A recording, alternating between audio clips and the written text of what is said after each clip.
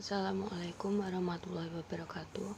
Yang terhormat Ibu Alfi Nikmah selaku dosen pengampu mata kuliah perbandingan agama, serta teman-temanku yang saya cintai dan saya banggakan. Di sini kami dari kelompok 1 yang beranggotakan Siti Firdausiah, Muhammad Miftahuluddin, Nur Aisyah, dan Muhammad Fahri Yahya akan membahas mengenai pengaruh agama dan perkembangannya. Di sini saya, Nur Aisyah, akan membahas rumusan masalah yang pertama, yaitu tentang pengertian agama. Agama adalah ajaran yang berasal dari Tuhan atau hasil renungan manusia yang terkandung dalam kitab suci yang turun-temurun diwariskan oleh suatu generasi ke generasi dengan tujuan untuk memberi tuntunan dan pedoman hidup bagi manusia agar mencapai kebahagiaan hidup di dunia dan di akhirat. Secara etimologi, ada beberapa pendapat memberikan makna agama cukup beragam. Di antaranya, memaknai agama berasal dari bahasa Sanskerta yang mempunyai beberapa arti. Ada juga yang mengatakan bahwa agama berasal dari dua kata, yaitu a dan gam, yang berarti a tidak kacau.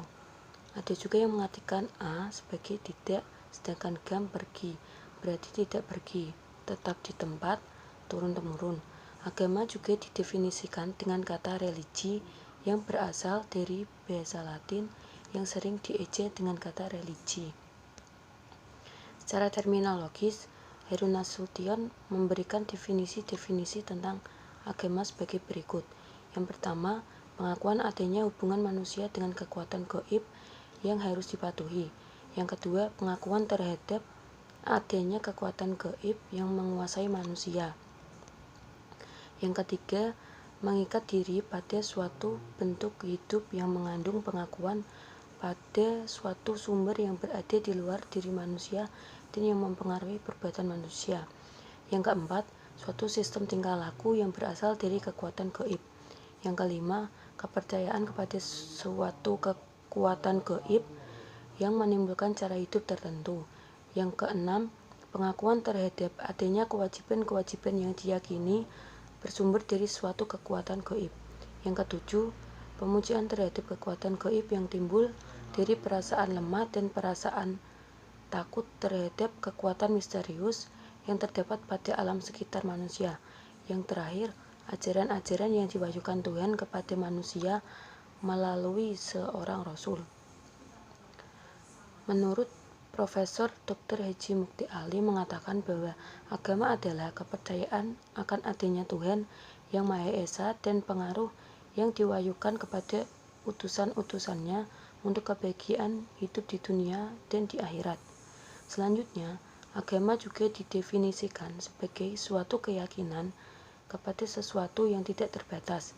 Hal ini menunjukkan bahwa salah satu unsur terpenting dalam pemahaman tentang agama adalah adanya kekuasaan mutlak dari zat yang dianggap pokok segala sesuatu, yaitu Tuhan.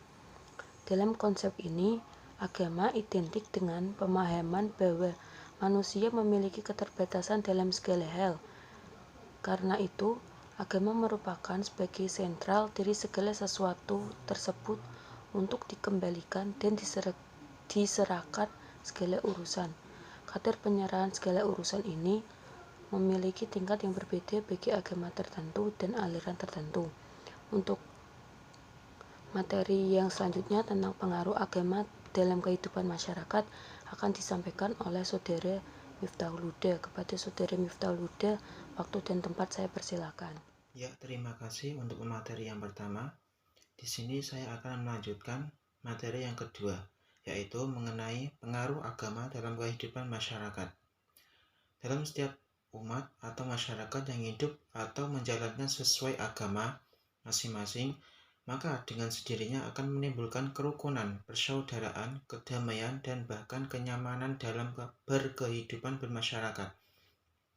Karena dalam suatu agama telah mengajarkan kebaikan dan kebenaran dan menjauhkan diri dari hal segala keburukan, pertikaian, diskriminasi, dan sebagainya.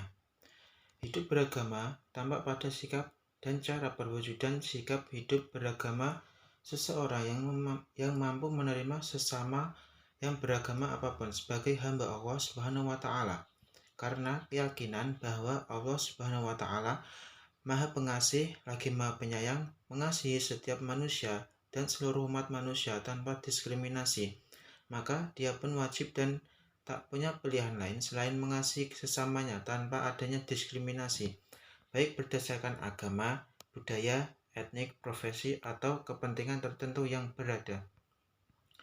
Sejak awal perkembangan agama-agama di Indonesia telah menerima akomodasi budaya, seperti agama Islam, di mana agama Islam banyak memberikan norma-norma atau suatu aturan tentang kehidupan dibandingkan dengan agama lainnya.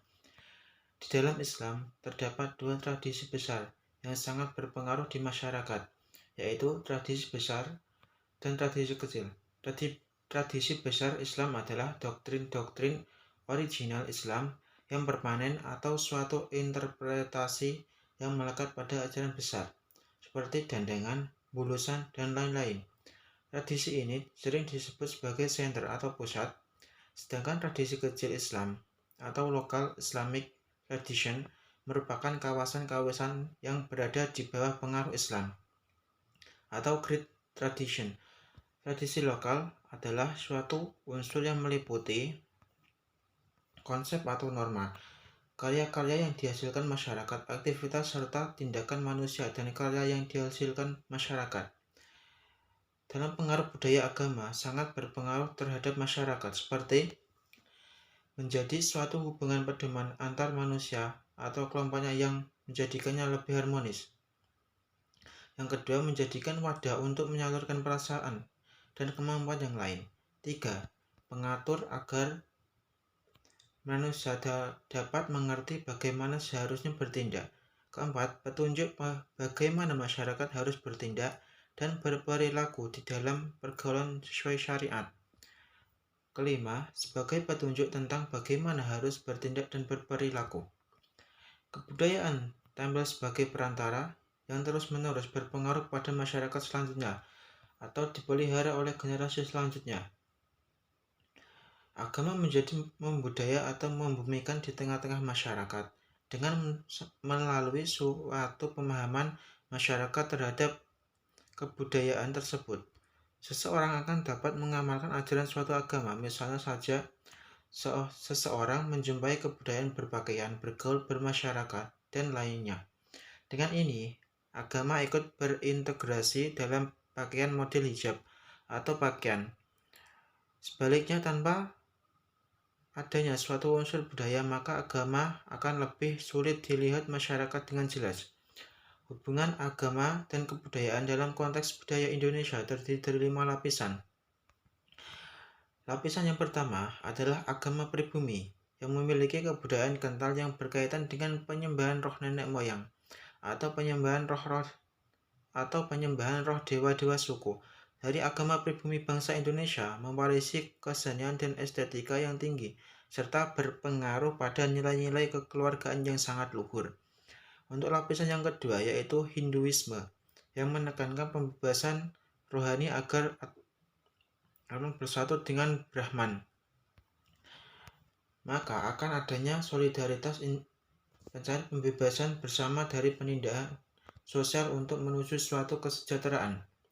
Lapisan yang ketiga merupakan agama Buddha, yang berpengaruh kepada kehidupan yaitu agama Buddha mewariskan nilai-nilai untuk menjauhi ketamaan dan keserakahan.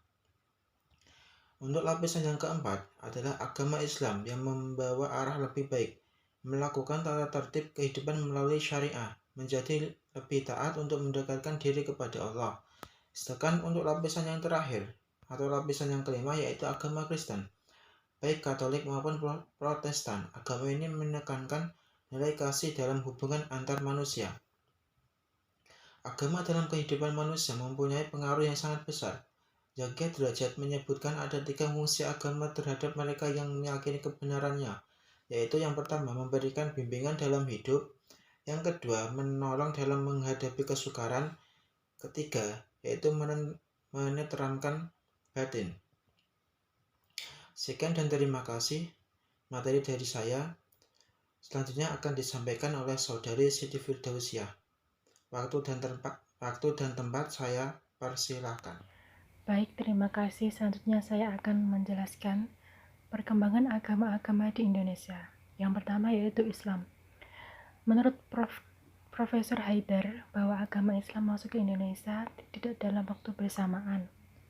Namun, para sejarawan sepakat bahwa Sumatera merupakan daerah pertama yang didatangi oleh Islam. Kemudian berlanjut ke tanah Jawa, dan seiring waktu, Islam menjadi kekuatan baru dalam proses perkembangan masyarakat di Jawa.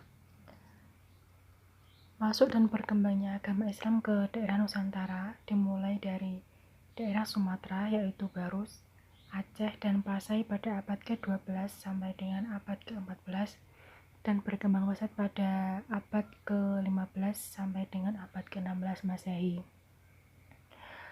Setelah dari Aceh, Islam kemudian berkembang ke daerah Jawa yaitu Jepara, Tuban, Gresik pada abad ke-14 1450 Masehi. Kemudian berlanjut ke daerah Ternate dan Tidore pada abad ke-15 pada tahun 1460. Dan selanjutnya yaitu Konghucu. Agama Konghucu masuk ke Indonesia pada saat negara ini belum merdeka dan sebagian penduduk Indonesia telah menganut agama Konghucu. Hal ini ditandai dengan berdirinya tempat-tempat ibadah yang disebut kelenteng dan dapat dijumpai di beberapa wilayah Indonesia. Salah satunya di daerah Semarang dengan kelenteng Sampokong dan Surabaya. Agama Konghucu berkembang di negeri Cina daratan dan dibawa oleh para pedagang dan emigran Cina ke Kepulauan Indonesia sekitar abad 3 Masehi.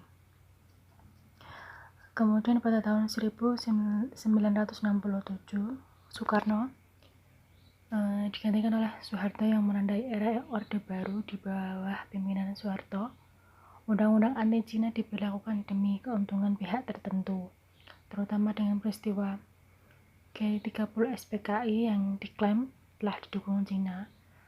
Namun kemudian Pak Harto mengeluarkan Impres nomor 14 tahun 1967 mengenai kultur Tionghoa, peribadatan, perayaan Tionghoa, serta mengimbau orang Tionghoa untuk mengganti nama asli mereka. Dan yang ketiga yaitu Hindu. Sejak ribuan tahun sebelum Masehi, di India telah berkembang kebudayaan besar di lembah Sungai Indus. Dua pusat kebudayaan di daerah tersebut adalah ditemukannya dua kota kuno yaitu Mohenjo-daro dan Harappa. Pengembang dua pusat kebudayaan tersebut adalah bangsa Dravida sekitar pada tahun 1500 sebelum Masehi. Datanglah bangsa Arya dari Asia Tengah ke lembah Sungai Indus. Bangsa Arya datang ke India dengan membawa pengaruh tulisan, bahasa, teknologi, dan juga kepercayaan. Kepercayaan bangsa Arya yang dibawa oleh Veda atau Weda yang setelah sampai di India melahirkan agama Hindu. Selanjutnya yaitu lahirnya agama Hindu ini merupakan bentuk percampuran kepercayaan antara bangsa Arya dengan bangsa Dravida. Agama Hindu bersifat politeisme, yaitu percaya kepada beberapa dewa. Tiga dewa utama yang dipuja oleh masyarakat Hindu yaitu Dewa Brahmana atau Dewa Pencipta, Dewa Wisnu atau Dewa Pelindung, dan Dewa Shiva atau Dewa Pembinasa. Ketiga dewa itu dikenal sebagai sebutan Trimurti. Dan kitab suci agama Hindu adalah Weda. Kitab Weda ini terdiri atas 4 bagian yaitu 1. Rig Weda berisi pujian-pujian terhadap dewa. Yang kedua yaitu Sama Weda berisi nyanyian-nyanyian suci. Dan yang ketiga Yazur Weda berisi mantra-mantra. Dan yang terakhir yaitu 4. Atharva Weda berisi doa-doa untuk pengobatan. Di samping kitab Weda ada juga kitab Brahmana dan Upanishad. Masyarakat Hindu terbagi dalam 4 golongan yang disebut kasta. Kasta sendiri adalah kasta Brahmana, kasta Ksatria, dan kasta Waisya, dan kasta Sudra. Di luar itu masih ada golongan masyarakat yang tidak termasuk dalam kasta, yaitu mereka yang masuk dalam kelompok paria. Kasta Brahmana merupakan kasta yang paling tinggi. Kaum Brahmana bertugas menjalankan upacara-upacara keagamaan. Kasta Ksatria merupakan kasta yang bertugas menjalankan pemerintahan. Golongan raja, bangsawan, dan prajurit masuk ke dalam kelompok kasta Ksatria ini. Yang terakhir, kasta Waisya merupakan kasta dari rakyat biasa, yaitu para petani dan pedagang. Adapun kasta Sudra adalah kasta dari golongan hamba sahid atau para budak. Dan sementara itu golongan paria merupakan golongan yang tidak diterima dalam kasta masyarakat Hindu. Selanjutnya akan dijelaskan oleh saudara. Baik, terima kasih. Selanjutnya saya akan melanjutkan mengenai perkembangan agama-agama di Indonesia. Yang keempat yaitu Buddha. Agama Buddha di Indonesia meninggalkan jejak-jejak yang sampai sekarang masih bisa disaksikan, bahkan menjadi tempat wisata. Jejak tersebut berupa Candi Borobudur yang sangat terkenal, dan masih banyak candi-candi lain yang memperlihatkan ciri-ciri agama Buddha, baik dari arsitektur, patung-patung, maupun seni pahatnya. Selanjutnya, agama Kristen Katolik. Masuknya agama Kristen Katolik ke Indonesia bersamaan dengan masuknya bangsa Portugis dan Spanyol ke Indonesia pada tahun 1321. Seorang bernama Autorico de Pardone yang pernah singgah di Sumatera, Kalimantan, dan Jawa. Kemudian pada tahun 1347, seorang pastor lain juga pernah datang ke Indonesia bernama Joe de Marconelli. Pada bulan Juni 1546, seorang pastor dari Spanyol bernama Francisco Varius bersinggah ke Malaka dan berkunjung ke daerah Ternate. Selain itu, mereka juga membangun sekolah-sekolah gereja dan rumah sakit. Agama Katolik berkembang sangat cepat di berbagai wilayah Nusantara, terutama di daerah yang tidak gampang terpengaruh oleh agama Islam, antara lain Subagina, Sumatera Timur, Flores, daerah pendalaman Pulau Jawa, dan Kalimantan. Di situ ada Pontianak, Palangkaraya, dan sekitarnya. Selanjutnya, agama Kristen Protestan. Agama Kristen Protestan atau yang biasa disebut dengan Kristen mulai menyebarkan agama Kristen setelah kedatangan bangsa Belanda ke Indonesia. Penyebaran dilakukan oleh sekelompok penyebar agama yang berasal dari Belanda. Pada tahun 1824, Sumatera Utara kedatangan dua orang bernama Burton dan Watt yang berasal dari Amerika. Kedua orang tersebut masuk di Sliding di Batak Toba dengan maksud menyebarkan ajaran Kristen. Kemudian pada tahun 1553, pendeta dari Belanda bernama Van der Dunk berhasil masuk dan menetap di daerah Batak.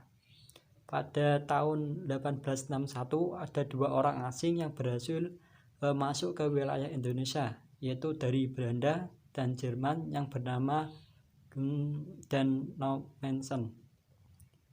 Di tahun 1861 agama Kristen baru masuk di Pulau Nias dan terbatas di sekitar Sintoli. Di Kalimantan para penginjili jamaah masuk pada tahun 1905. Selanjutnya mereka masuk Kalimantan Timur dan Kapuas besar di Kalimantan Tengah pada tahun 1933. Jadi Belanda masuk ke Sulawesi dan Maluku sekitar tahun 1866.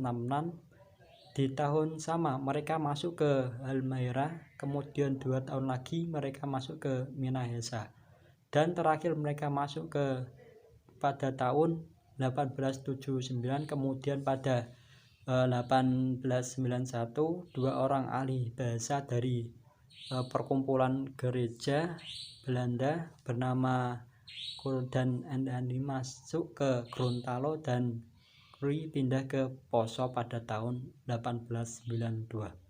Sekian presentasi dari kelompok 1. Apabila ada tutur kata atau kesalahan dari kelompok kami, mohon maaf yang sebesar-besarnya.